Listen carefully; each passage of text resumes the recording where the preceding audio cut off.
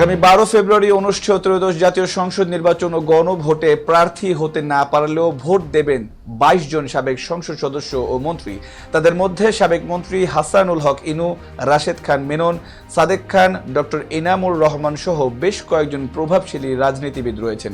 দেশে প্রথমবারের মতো কারাগারে ভোট দেওয়ার বিধান চালু হওয়ায় এই সুযোগ পাচ্ছেন তারা। নির্বাচন কমিশন তথ্য অনুযায়ী আসন্ন নির্বাচনে ভোট দিতে নিবন্ধন করেছে প্রায় 5,960 জন কারাবন্দী। দেশের 71টি কারাগারে ভোট গ্রহণ অনুষ্ঠিত হবে।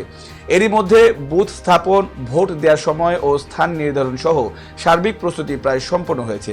দেশ জুড়ে 64 জেলায় মোট কারাগারের সংখ্যা 75টি। এসব কারাগারে বর্তমানে 84,000-এরও বেশি বন্দী রয়েছেন।